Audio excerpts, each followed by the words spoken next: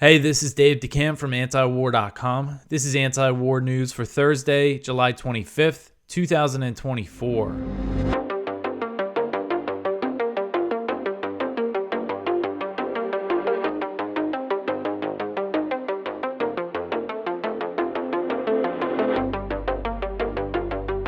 All right, the first story at the top of antiwar.com today. Netanyahu slams American protesters as Congress cheers. So, of course, the big news was Netanyahu's address to Congress. And in that address, he spent a good portion of his speech attacking Americans who have been protesting against Israel's genocidal campaign in Gaza. Netanyahu accused the pro-Palestine protesters, which include many Jewish Americans, of being pro-Hamas and standing with evil, and said that they should be ashamed of themselves. The majority of the lawmakers in the chamber responded with a standing ovation.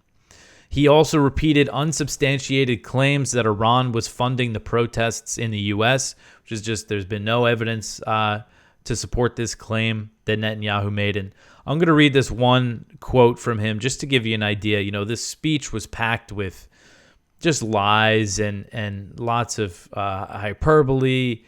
I didn't get into too much of that. I really think kind of the most egregious thing that happened was him attacking Americans and Congress cheering for it. Just really goes to show how, what their priorities are in Congress. So Netanyahu said, quote, "They want to disrupt America. For all we know, Iran is funding the anti-Israel protests that are going on right outside this building. Well, I have a message for these protesters. When the tyrants of Tehran who hang gays from cranes and murder women for not covering their hair are praising, promoting, and funding you, you have officially become Iran's useful idiots," end quote. And then big cheer.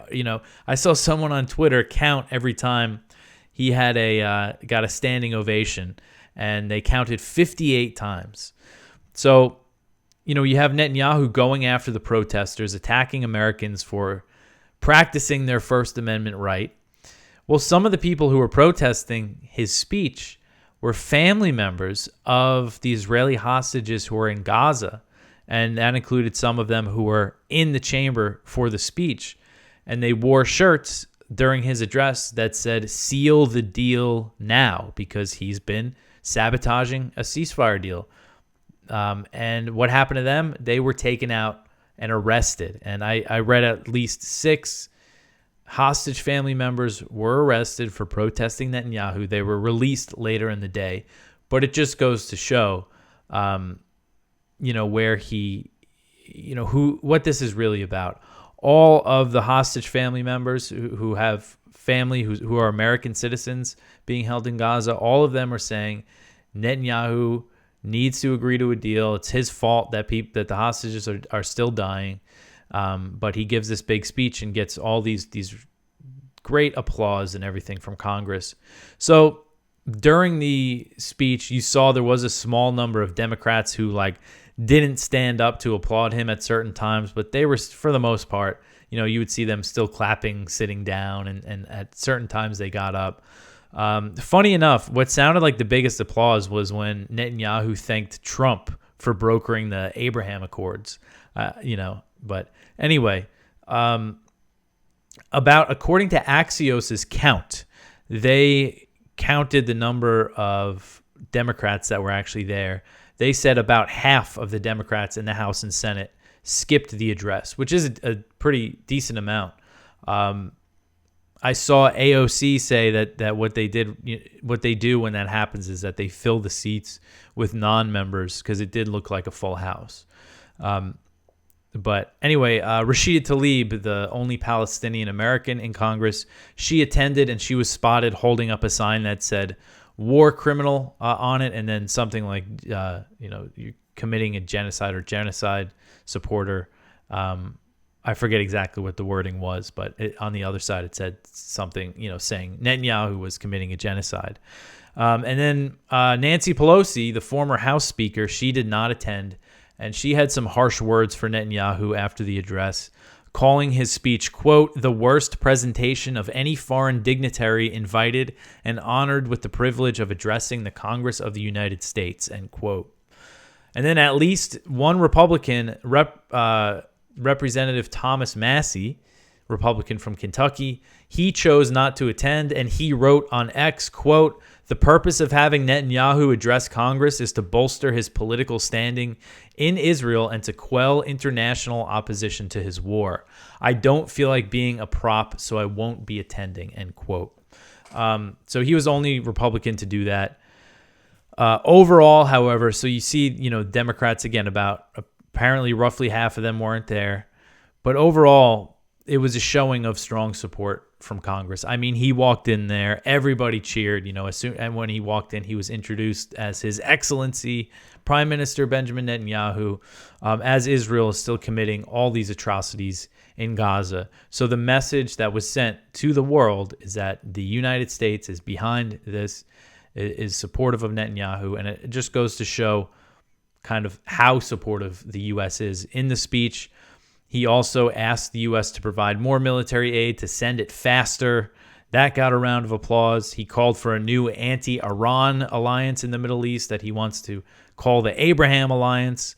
And he said that Israel must maintain indefinite security control of Gaza, which means long-term military support. He said, we don't want to resettle Gaza. Don't worry, even though there are plenty of people in the Israeli government who do want settlements in Gaza. So he said, we're not going to resettle it, but we need indefinite security control. That's military occupation. And he also thanked Congress, just for the support. And he thanked President Biden for being, as he put it, a proud Irish-American Zionist. So after this address, now Netanyahu is still going to meet with President Biden and Vice President Kamala Harris on Thursday. They're going to meet separately, so he's going to meet with the president and the candidate, and then on Friday he's going to go meet with Trump at Mar-a-Lago. So just getting the red carpet rolled out for him. He also, in the speech, this is pretty long. Again, I kind of just wanted to focus on how bad the optics were, how horrible it was to see a foreign leader come into town and go after all these Americans and get cheered for it by Congress. And there were big protests outside while the speech was happening. There was also a day earlier, there's another big protest. So everybody's focusing on, there's a video of the protesters burning an American flag, which I think is stupid optics. But of course, that's what everyone's focusing on, getting everybody all worked up about. When I think that the real outrage here is the subservience that Congress has to Netanyahu and to Israel. All right, so the next one here, Ben Gvir again declares Jewish prayer is allowed at Al-Aqsa Mosque. Israeli Minister of National Security Ben Gvir said Wednesday that Jews were allowed to pray at Al-Aqsa Mosque in occupied East Jerusalem, a position that breaks from the decades-long status quo at the compound known as the Temple Mount to the Israelis. Under the status quo, non-Muslims can visit Al-Aqsa, but they cannot pray. So Ben Gvir said this at a Knesset conference, encouraging a change to the status quo at Al-Aqsa. He said, quote, I was at the Temple Mount last week. I prayed at the Temple Mount, and we are praying at the Temple Mount. I am in the political echelon, and the political echelon allows Jewish prayer at the Temple Mount, end quote. So Ben Gvir, who's the leader of the Jewish Power Party, he made a very provocative visit to Al-Aqsa last week, and he said he was there to pray that Netanyahu would not agree to a hostage and ceasefire deal with Hamas. That's what he was praying for.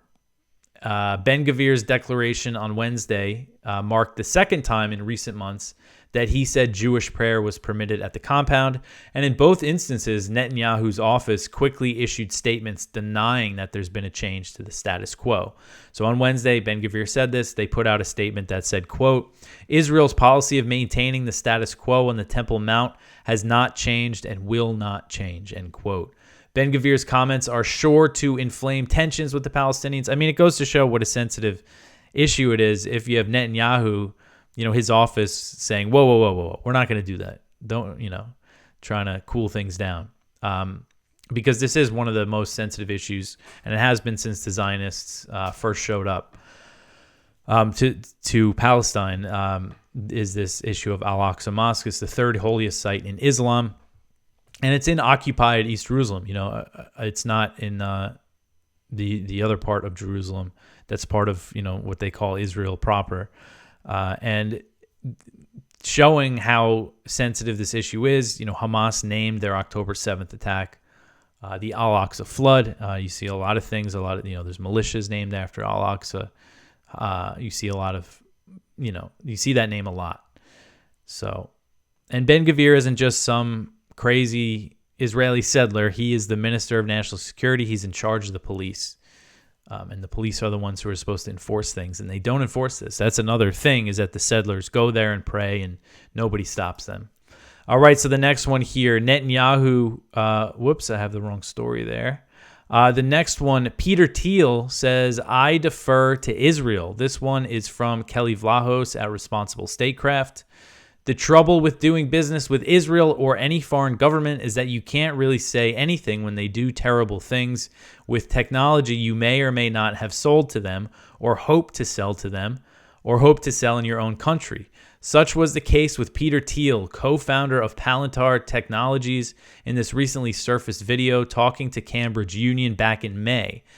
See him stumble and stutter and buy time when asked about what he thought about the use of artificial intelligence by the Israeli military in a targeting program called Lavender, which we now know has been responsible for the deaths of an untold number of innocent Palestinians since October 7th. That was the 972 magazine report. And, Peter Thiel was asked about this, and he just kind of mumbled and stuttered a whole bunch. And then he said, quote, I'm not on top of all the details of what's going on in Israel because my bias is to defer to Israel. It's not for us to second guess everything. And I believe that broadly the IDF gets to decide what it wants to do, and that they're broadly in the right. And that's the sort of perspective I come back to, end quote. And Kelly gets into the Lavender thing. And, this is a good question because Palantir develops AI technology. We don't really know what exactly they are doing with Israel, but it's definitely a good question to ask, Peter Thiel, because of the relationship with Israel. So Kelly says Thiel is a billionaire investor, and Palantir serves as both a major investor and creator of AI technologies. For over a decade, it has received major contracts across the U.S. government, including the Department of Defense, Homeland Security, and the FBI. At the same time, its business is international. Palantir is currently testing its new artificial intelligence platform in real time on the Ukrainian battlefield. It has been described as an intelligence and decision-making system that can analyze enemy targets and propose battle plans. Other Palantir security technologies include AI for predictive policing and surveillance. No doubt this is why the company has been called the AI arms dealer of the 21st century. But what about Israel, where more than 39,000 Palestinians have been killed since October 7th? In January, Palantir had held a board meeting in Tel Aviv for the first time in solidarity with Israel and announced a new strategic partnership with the Israeli Defense Ministry to supply technology to help the country's war effort. So again, we don't know the details of this arrangement, but it's clear that Palantir's fingerprints were on any technology. So it's not clear if their fingerprints are on this Lavender technology, but certainly worth investigating and asking Peter Thiel about. And then Kelly gets into, Peter Thiel is a big backer of J.D. Vance. J.D. Vance used to work for one of his venture capital firms, and he gave like $15 million for his Senate campaign, lots of money. So Vance is, like a Peter Thiel guy. All right, so the next one here, Israel delays delegation for hostage talks. So Israel has postponed the planned departure of a delegation to Qatar for negotiations on a potential ceasefire deal with Hamas, angering family members of Israeli hostages who remain in Gaza. The delegation was set to travel on Thursday, but now will not be sent until next week. And they also skipped talks that were held last week. An Israeli official told Haaretz that a delegation would not be sent until at least after Netanyahu held a meeting with President Biden at the White House on Thursday. So Einev Zangauker, the mother of one of the hostages in Gaza, slammed Netanyahu for the delay and said, quote, "Instead of proclaiming before Congress that he accepts the deal on the table, Netanyahu is stopping the deal from going ahead for personal reasons," end quote. In his address to Congress, Netanyahu claimed that he was working toward a hostage deal, but it's been widely acknowledged by Israeli officials and media reports that he's been the one standing in the way of an agreement. The hostage's mother said Netanyahu was afraid of Ben Gvir, who has threatened to quit the coalition government if a deal is reached with Hamas. She said, quote, "It is unimaginable that even today, 9 months after the failure, the life of his coalition is more important than the lives of Maitan and the other hostages abandoned by him," end quote.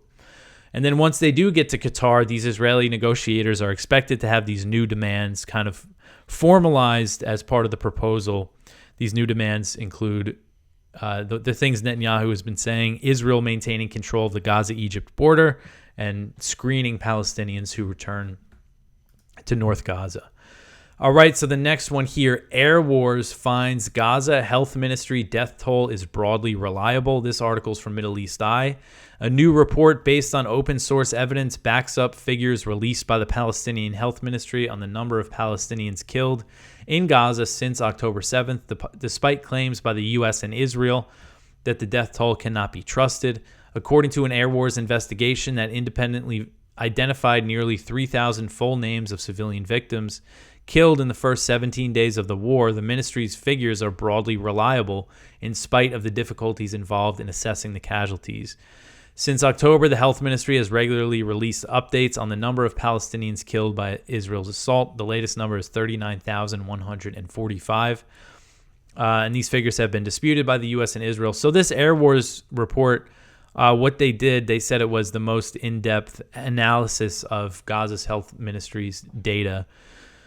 They found a high correlation between the ministry figures and what Palestinian civilians reported online, with 75% of publicly reported names also appearing on the health ministry list. So they looked at deaths in the first month of this thing in October, and they found 3,000 names, and they cross-checked them with what the health ministry was putting out at the time, and they found that it was a 75% match. And they say that this isn't complete, but it goes to show that their figures are broadly reliable, although it does say that it has gotten much more difficult for them to keep an accurate count since the hospitals have been destroyed and the communications have broken down in Gaza. So you can check out the full report. They link to it here. We also have it lower on the page at antiwar.com. All right, so the next one here, Israel has killed 366 UN staff and family members. This is from Drop Site. This is Brian Grimm and Jeremy Scahill's new website. So Israel's assault on Gaza had killed at least 172 dependents of United Nations staff by the end of June, according to a confidential UN report obtained by Drop Site, in addition to 195 staff members. The previously unreported data reflects the extraordinary toll, not just for employees of the United Nations, but for their families, and emerges as Israeli Prime Minister Benjamin Netanyahu was preparing his address. So this is data put together by the UN about their staff members that have been killed. So 195 of them and 172 of their family members have been killed. By far the most UN staff killed in any conflict. And this is, we were talking about yesterday, Israel labeling UNRWA a terrorist organization. If that becomes law, I'm sure that they will target them even more. All right, so the next one here, Ukraine signals readiness for talks with Russia. So Ukrainian Foreign Minister Dmytro Kuleba visited China on Wednesday and signaled Ukraine was ready to resume peace talks with Russia.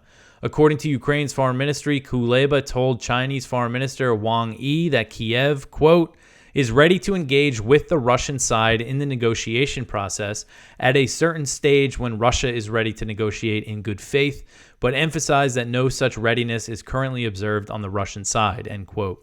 So saying that Russia is not ready to negotiate in good faith might not sound great, but they're saying that Ukraine is ready to engage the Russian side in the negotiation process at a certain stage. That sounds like a shift from their position, from the peace formula position, that's what they call it, that, no negotiations until Russia pulls out of Ukraine. So I think it definitely signals a shift. And the Kremlin responded saying that his comments were in line with Russia's position. Kremlin spokesman Dmitry Peskov said, quote, "We have all learned from reports from Beijing that he made such a statement at a meeting with Mr. Wang Yi. One might say that the message in itself is in line with our position. Russia has never rejected talks, remaining open for a negotiation process.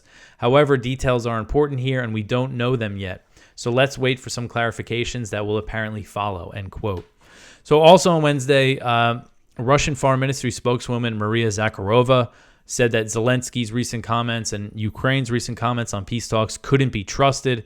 She really went after them. She said, quote, "No one has any faith in him. Everyone understands perfectly well that this is a man who can twist anything, who can lie, who can abandon everything," end quote. So that's actually the first story that I saw in the day. And I said, oh man, I guess these talks aren't, this isn't really going to go anywhere. But then I saw the Kremlin put that out, which I think came out in response specifically to Kuleba. So hopefully this leads to something, because now, it still is just talk, but, hopefully there's some negotiations. Since peace talks broke down in the early days of the invasion, Ukraine's position has been that there will be no negotiations until Russia withdraws, which of course is a non-starter. And Zelensky signed a decree at one point that said he could never negotiate with Putin, but it does seem like that's shifting. And throughout the war, the U.S. and its top NATO allies have discouraged peace talks, and they work to sabotage the ones that were happening back in March and April of 2022. That's been well established at this point. All right, the next one here. British Army Chief says the UK must be ready for major war in 3 years. So the head of the British Army has said the UK must be prepared to fight a major war in 3 years, and hyped up the threat of a global conflict against Russia, China, Iran, and North Korea. This was reported by the Times, the London Times. So this is General Rolly Walker. He described the four nations as an axis of upheaval and warned that they have been working closer together, which is a reaction to the U.S. and other Western sanctions. He didn't say that. I'm just pointing that out in the story that is, a response to that. Walker said no matter how the war in Ukraine ended, Russia would still be very, very dangerous and wanting some sort of retribution for the West's support for the proxy war. He said, quote, "When you think they are down, Russia will come roaring back to get their vengeance," end quote. So he says he believes he has until 2027 or 2028 to significantly bolster the UK's fighting power, saying that they should double it. He's not saying they should double the number of troops. He's saying they should double their ability to fight in 3 years and then triple it by the end of the decade. So kind of a vague. He didn't really outline any concrete proposals here. But the British military, according to this report, it has 72,500 troops in its ranks, which is the smallest it has been since the Napoleonic era. The UK has also significantly depleted its weapon stockpiles by arming Ukraine. Recently, a different British general, said that the UK would not last 2 months in a war with Russia. And you had other British officials respond and say, well, don't worry. It's true we couldn't handle them, one-on-one, but if we're in a war with Russia, that means NATO's in a war with Russia, so we don't have to worry about that. So this is just a pattern of NATO officials, U.S. officials talking about this idea of war with Russia, like direct war, as if it's some sort of inevitability despite the risk of nuclear escalation. With the U.S. military, you see it more so with China, that they're talking about, saying they're preparing to fight and win a war with China over Taiwan. All right, so the next one here, the U.S. says that it is looking to bolster the Philippine military. U.S. officials said Wednesday that the U.S. is looking to help bolster the Philippines military and its ability to operate in the South China Sea, an area where Chinese and Philippine vessels frequently have tense encounters over disputed reefs. So this is Mira Rapp-Hooper, the director for East Asia on the National Security Council, said, quote, "What we are looking to do across the board is to bolster our Philippine allies' capabilities and abilities to continue to operate lawfully in waters and just stand up to the types of challenges that it has faced in recent months," end quote. So Eli Ratner, who's the top Pentagon official for the Asia Pacific, huge China hawk, he said the U.S. was, quote, "on track to engage in some unprecedented support for the modernization of the armed forces of the Philippines," end quote. So Blinken and Austin are actually headed to Asia this week, and on Monday and Tuesday they're going to be in the Philippines, and I think they're expected to announce some new support for the Philippines while they're there. I know Congress is really looking to ramp up military aid, help them with their patrols in the South China Sea. Not good, because this stuff risks war with China. And these comments from these U.S. officials comes right after China and the Philippines signed this deal to ease tensions. The U.S. getting more involved is not going to help with that. One thing about that deal that they signed, it was related to Second Thomas Shoal, that reef in the South China Sea where the Philippines has a grounded warship. That's where most of the encounters and collisions happen. They didn't release any details on that agreement, and now they're kind of publicly disputing what the agreement actually said. So that's not a good sign that it's going to hold. And again, if you have the U.S. going there and flexing its muscle some more, that could lead to embolden the Philippines more to, not follow the deal, or vice versa. China could react to that. All right, so the last story here, the U.S. approves nearly $3 billion in arms sale to Saudi Arabia. This one is from Kyle Anzalone at the Libertarian Institute. The State Department approved a proposed sale of military technical equipment to Saudi Arabia. Washington views Riyadh as a key partner in the Middle East, even as the kingdom rules its people. With an oppressive dictatorship and wages war abroad. Not sure they fit into the rules-based order that we're always hearing about. That's one thing, that term, the rules-based order. When Biden went to Saudi Arabia and he addressed the Gulf Cooperation Council, he said, he was preaching about how Iran and China are threatening the rules-based order to the Gulf monarchs, which I thought was funny. Anyway, so this sale is worth $2.8 billion, and it includes joint mission planning, software, hardware, and support, some other types of cryptographic devices, U.S. government and contractor engineering, technical, and logistics support services, and other related elements of logistics and program support. So this type of logistic and sustainment, it's tough to exactly know what that means, that they are what they're exactly getting there. And it also includes support with certain aircraft, C-130, cargo planes, Bell helicopters, E-3, which I think is a surveillance plane. So more weapons for the Saudis. But that is it for the news for today. Please go check out our Viewpoints. One from Siraj Asi: Israeli soldiers flaunt war crimes on social media. Why aren't they held accountable? One from Ramsey Baroud: what's behind Israel's war against UNRWA? One from Christopher McCallion and Benjamin Friedman: NATO's false promises encourage misplaced Ukrainian hopes. One from Mason Latu Stallings: Ukraine reliant on conscription squads as casualties mount. And one from John Hoffman: it's time to rethink the U.S.-Israel special relationship. So please go check all of that out. If you want to support this show, tell your friends, share it, like and subscribe and comment. I appreciate everyone who does and everyone who watches and listens to the show. Follow antiwar.com on Twitter and Instagram. Follow me on Twitter. I will be back tomorrow with some more news. One more show this week. I'll talk to you then. Thanks for listening.